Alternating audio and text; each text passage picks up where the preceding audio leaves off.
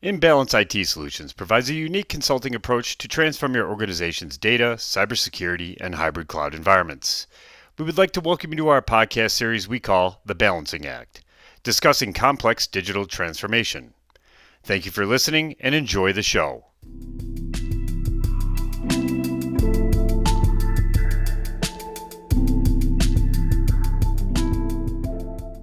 Hey everybody out there, this is Ryan O'Halloran here from Imbalance IT Solutions.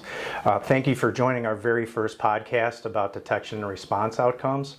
I'm sitting here with Randy Watkins from Critical Start. Randy, thank you for coming, man. We really appreciate it. Yeah, thanks for having me. It's an honor to be on the inaugural episode. Yeah, no, couldn't be more excited. Love what you guys do. Excited to share this with the audience. Tell us a little bit about yourself and the Critical Start mission. Yeah, so Randy Watkins, CTO for Critical Start. I've been with Critical Start for 12 and a half years.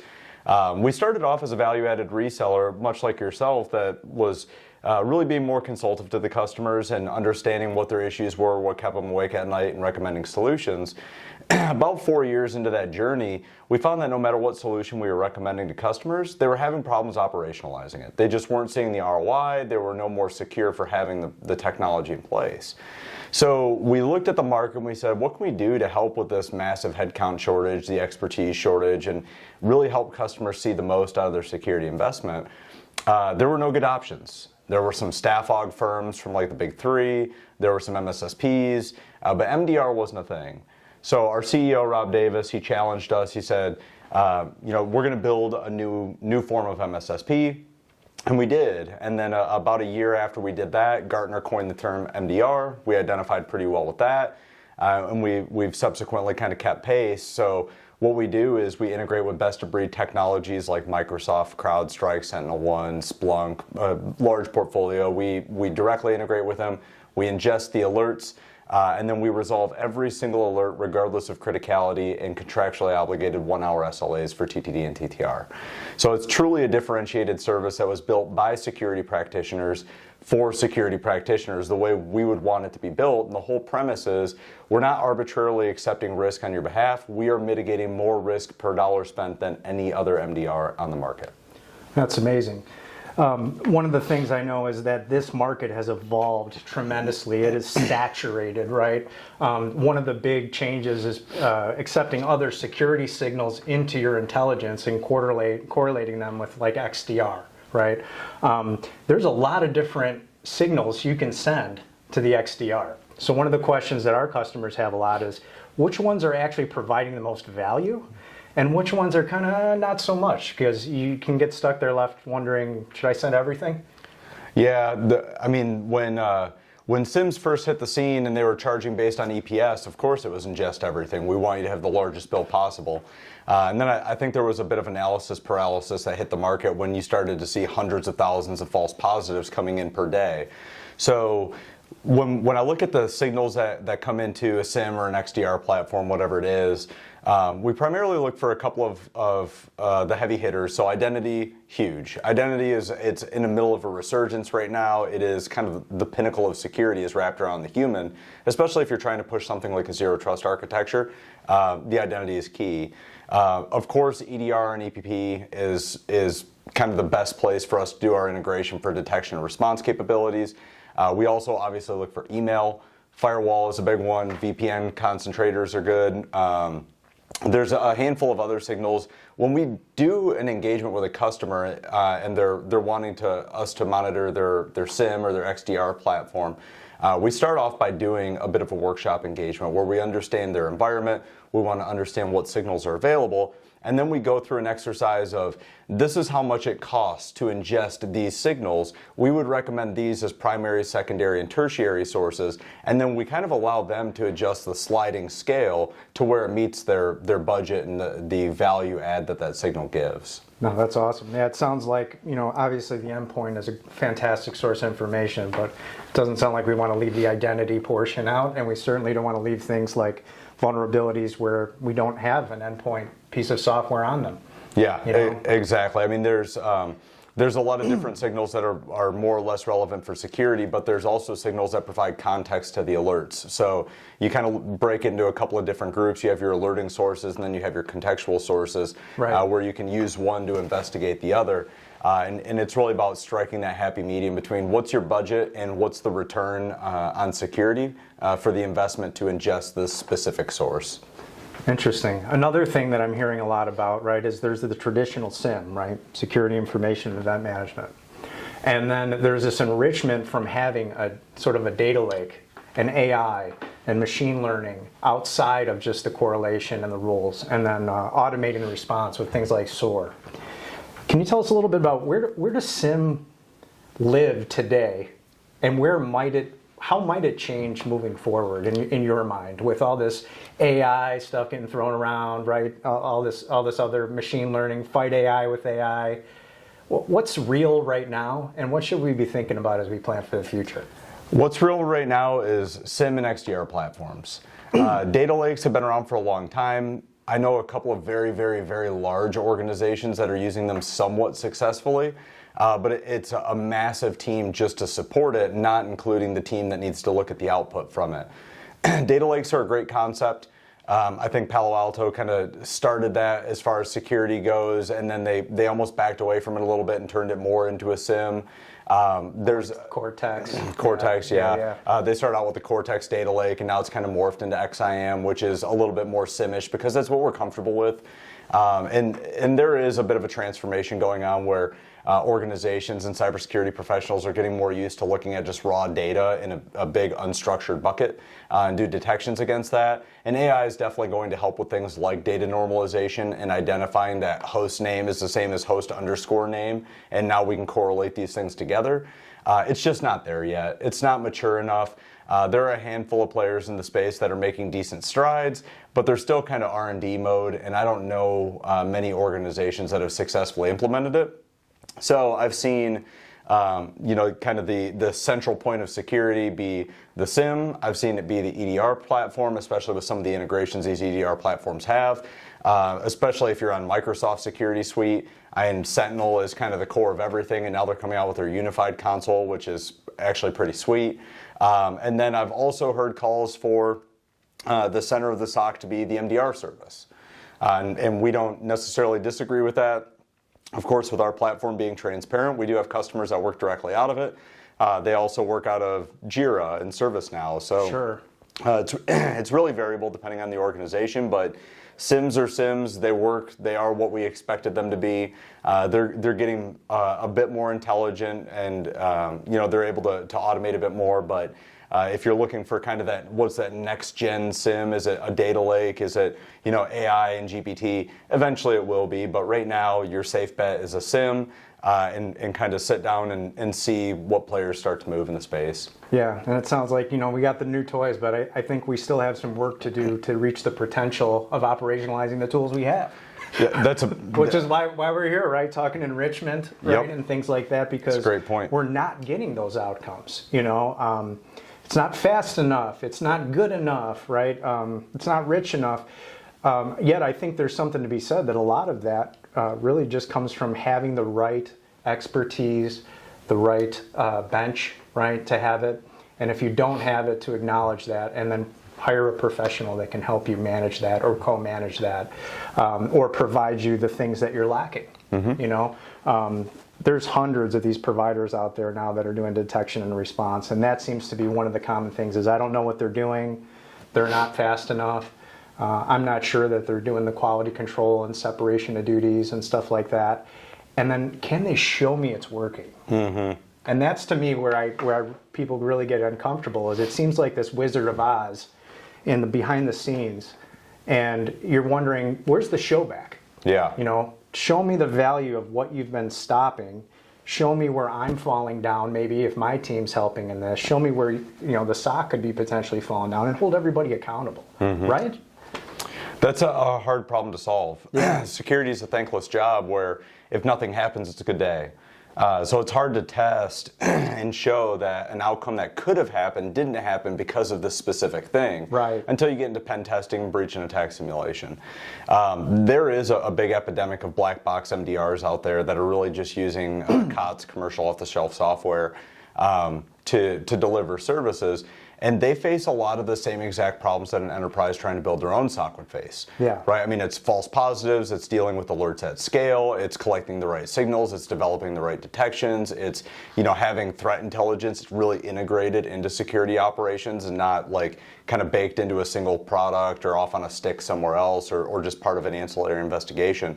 When we look at how do we prove our value to the customers, we're looking at how many alerts are we resolving on your behalf, and because we're resolving every alert regardless of criticality, we assume that each alert involves some level of risk to the organization. We're showing the TTD and TTR, again, contractually obligated at 1 hour TTD and TTR, so we put those front and center. And we do show the number of administrative actions that we take. We are not managed detection, we're managed detection and response. So if the rules of engagement allow us to, we will isolate a host, we will disable a user account, revoke their session tokens, disable or reset their password, delete emails out of inboxes if they're found to be phishing. So we'll go through that, but really it is a difficult problem to show all of these attacks could have happened and they were stopped consistently, because attacks are very rarely consistent. They usually come in little batches, or they're seasonal, or they align with large global events, things like that.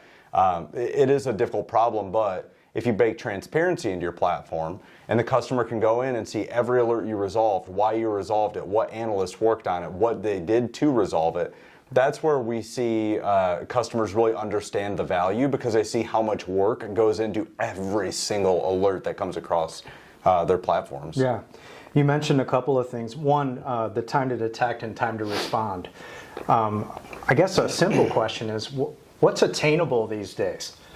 What is a good time to detect and respond? We're talking about, the kind of the top tier there. I mean, with the threats being what they are, is that as good as it gets? So an hour is world class. Yeah. I've had customers ask for 30-minute SLAs, and I'm like, man, if you can find somebody that offers 1 hour SLAs, I'll give you $100. Like it doesn't exist. So 1 hour contractual SLAs, again, I believe we are still the only MDR on the market with contractual SLAs where we feel penalties if we don't meet them. And our SLAs, to make it clear, 1 hour from the point in time an alert hits our queue to the point in time we have to do something about it. Whether that's dismiss it as a false positive, escalate it to the customer for additional information, or act on it as a true positive malicious threat. Larger organizations that have their own SOC, typically they're assigning SLAs based on criticality, and we have seen that out of some MDR providers. Hey, a critical, we'll get to that in 8 hours. A high, we'll get to that in 24 hours. Mediums and lows are best efforts.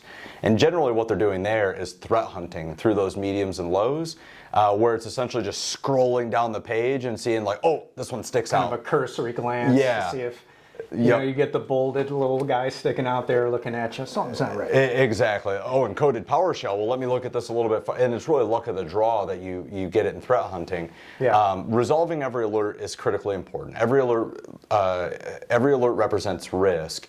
I don't know what a great SLA would be for resolving every alert, but I think if organizations of every size try to hit at most a 8-hour delta. That gives you kind of your after hours, you're off the clock. A lot can happen in 8 hours, but kind of what we're seeing in the threat landscape right now, and this is all subject to change and it's not consistent. There are absolutely attackers that go in, they blow past all your security, they set off all the alarms, and then they exfiltrate data. But largely what we're seeing now is interactive behavior by the attacker, low and slow attacks. They live off the land for a little while. And then they identify the data they want, they establish persistence across the environment, and then they'll finally exfiltrate data over a week to month to 6-month campaign. And that's actually great for us because we're resolving every alert. We tend to see the lower level alerts that typically don't meet the threshold of additional investigation. We can stop those attacks during that time frame. without the ransomware going across the network. So the interactive behaviors are harder to detect, but they give you more time to detect them. And if you're resolving every alert, you stand a better chance at identifying it. So I mean, to kind of shortly answer the question, I think 8 hours would be the most amount of time I would be comfortable with an alert lingering out in my environment that I haven't had time to look at. That's great insight. No, I really appreciate that. You mentioned something else that earlier that I think is interesting. The real way to test your tools isn't to report on the tools, it's to get a pen test. Yep. Right? Yep. And with cyber insurance and all this other stuff that's happening, there's something to be said about the value of these kind of incident response retainers when there's not a proactive test, right? When you can kind of have your cake and eat it too and do both with other providers, and you're not really certain on the longevity of cyber insurance. Nobody really is, right? Yeah. They're not insuring most businesses north of 10 million. If they are, they're not getting very little for the insurance. There's devil details in the sublimits. I'm seeing personally more customers choose to kind of fight their own fight. Yep. And leverage retainers like that for break glass. Hey, I absolutely need something. I need it right now. And then also for that proactivity, like you mentioned, let's really do an assume breach scenario and figure out once they get past that first email what they can do. Yep. And that's the real test, right? Cyber insurance really throws a lot of security strategies out the window. I mean, I've talked to a handful of customers that say, hey, we're doing self-insure. And then I talked to a handful of customers that said, we would love to do self-insure, but our third-party providers and our upstream and downstream providers, they require us to have it. But when it comes to like testing your security controls and really making sure your posture is acceptable, nothing beats a good pen test. Breach and attack simulation will work as far as testing individual security controls to make sure something is properly implemented, but having a red team do a black box I mean, it doesn't matter, gray box, white box, whatever. Have somebody break into your network and find those holes that attackers are going to find. Give them some cookies to go out and snatch, give them some trophies to go pursue. Set some rules of engagement around basic things that you know are going to work, like phishing. Phishing, I think, is one of those things, like, we don't need to test it. We know you're going to be successful phishing. We're just going to start doing user awareness education and do as much as we can on that front. Put in place an email tool, test that with a BAS. But really, the red team is quintessential. Purple teaming it is great if you can find somebody to do the purple team where you're doing kind of red team, blue team, your spy versus spy type stuff. But the end result of that should be some level of incident response. So great, we have this, let's fix the holes we can, but let's pretend this was a real attack. Now, how would we have gone through this and responded? And make sure you're involving legal counsel, you're involving your HR and PR, you're involving, of course, your security team, your executives that are going to have to do news briefs, mock press releases, the whole 9 yards. That really does come in handy in a break glass scenario. Yeah, and it's funny, something as simple as an email compromise from one of your third parties that spams out your own contact list, that situation comes up and they're like, what do we say? And who sends that email? Yeah. Right? Yeah. And maybe we should have had that ready in a place that they could go to ask questions and, So yeah, it's definitely a complicated space, and I think even some that have good insurance don't really understand a lot of their options. Yeah. Which can lead to problems too. Next thing I think that maybe we can touch on. So earlier you had mentioned how much goes into setting up a good SOC, right, and detection spot. It's a lot, and some of these tools do a decent job of kind of preparing it to get you started. There's a lot of discussion around Microsoft, right? And in my opinion, that is now, to me, a viable product. However, it does not seem that, it seems to be the worst inclined to actually come out of the box with the work done that you described. It seems like you need more work done to make it work for you the way that you're expecting.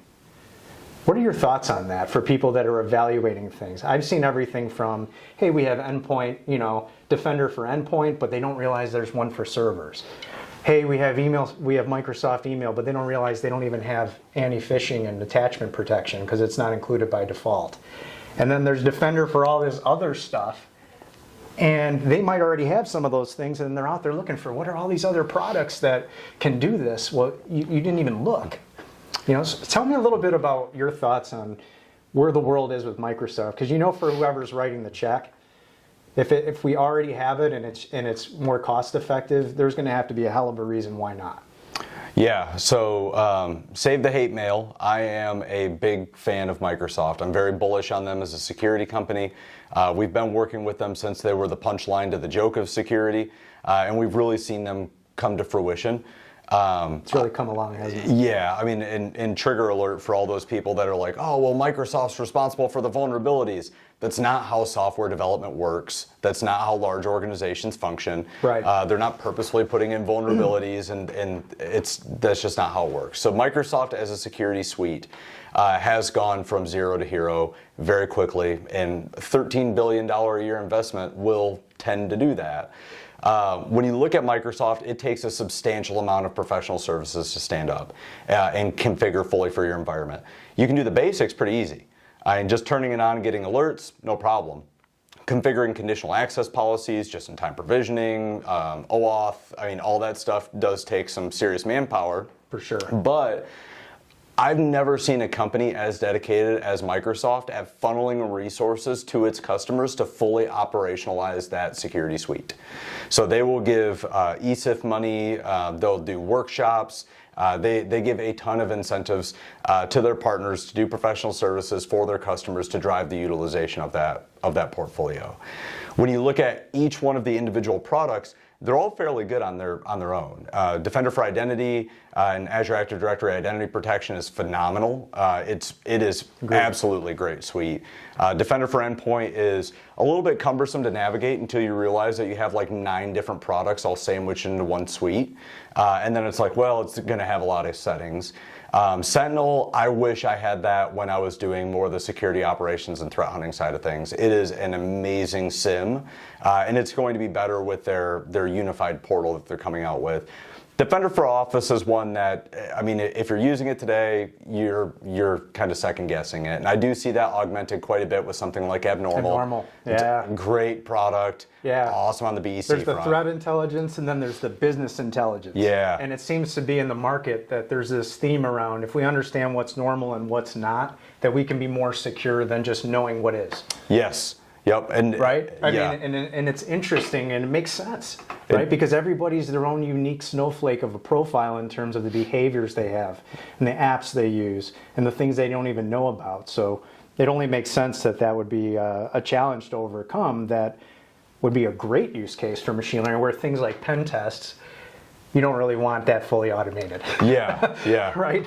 The AI's got a lot of promise, but we still need people to train that. And attackers are going to think like people. They're going to think for the weakest link. They're not going to think, linearly and stuff like that. So, I think that using it for what it's really good at, things like this, like what they're doing, is probably what's going to make us more secure than ever, right? Yeah, NLP, native language processing, has been around for a long time, and it's been in use by a lot of different email companies. But Abnormal was really the first one to bring the tags to the forefront and show the reason why they've kind of classified something the way it has. So that augmenting Defender for Office, 100% love it. There are a lot more other kind of Microsoft Defender things out there. What I will say is, that decision, you're 100% right. It's made with the CIO and the CFO. And once they made that decision, security needs to use it or figure out a way to operationalize it, because it is very difficult to justify spend that's going to compete with it outside of that. And I would encourage any customer that's having difficulty implementing it or they're thinking about it, talk to your Microsoft rep. Talk to your ASAs, your CSAs, your cloud security architects. They have a ton of resources available that can explain what they're doing.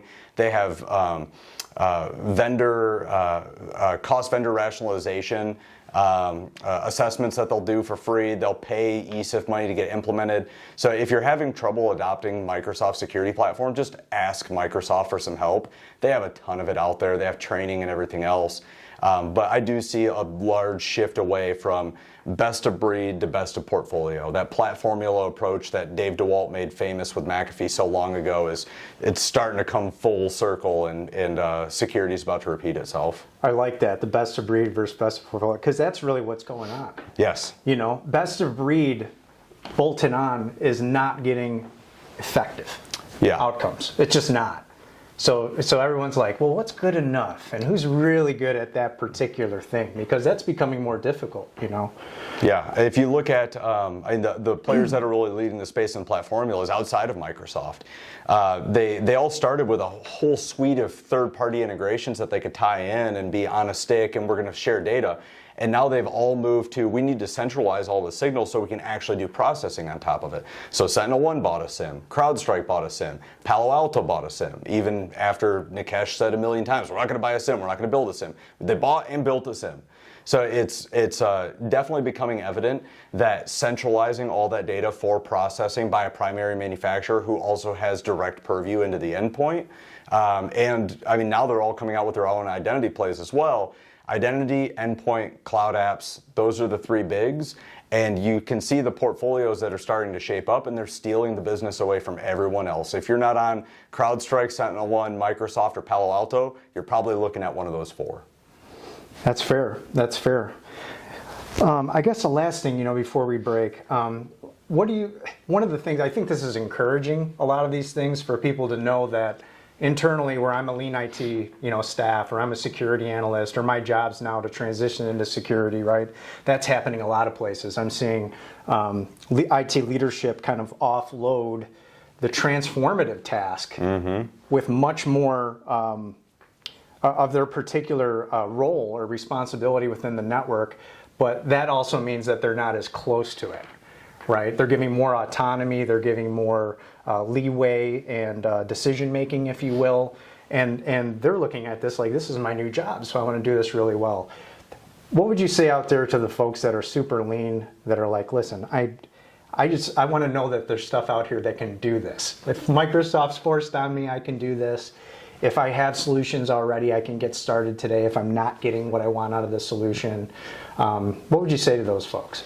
Learn how to leverage your partners. Imbalance is a great example. You guys are a fantastic partner for us. And the thing that I like the most about Imbalance is it reminds me of Critical Start in the early days. We want to understand the customers, understand their pain points, understand their resources and what they have to put into it, and figure out the best way to structure that. And if it's a different security architecture, a different product portfolio, great, we can facilitate that. If it's professional services engagements, I mean, you can go in there and help them do the implementation. So for smaller shops getting started, really leaning into security, understand frameworks and alignment to them. CSF is a great place to start. They have a ton of playbooks to operationalize CSF. So I would start there. I'd build a strong relationship with your value-added reseller. And if you don't have one, Imbalance is a great partner to work with. And I would look for some third parties to help augment. Where I usually see smaller security shops get buckled down is trying to do the tier 1 and 2. They put in place a couple of products, those products start to generate alerts, they haven't finished implementing the rest of their security stack, but they can't ignore these alerts. So then they get stuck in this pattern of like, we have to put this on hold so we can look at this, then they get this implemented, now they have double the amount of alerts coming in, and it really just starts to become... Fatigue, yeah. Yeah, alert fatigue, total resource consumption, it stops them dead in their tracks. So it would really be align to a framework, learn how to leverage third parties, including value-added resellers, MDR providers, professional services organizations. Awesome. Randy, I can't thank you enough for your time today. Greatly appreciate it. And to everyone out there, right, Imbalance is here, Critical Start's here. Happy to help you. We start left with security. We're not shifting there. And we hope you have a great day. See you on the next one.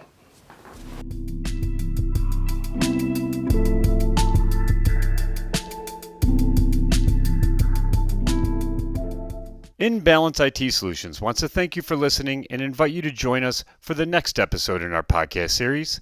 Remember, Imbalance IT Solutions can help you transform your business's technology, and we welcome you to reach out to us for more information on our website at imbalanceit.com.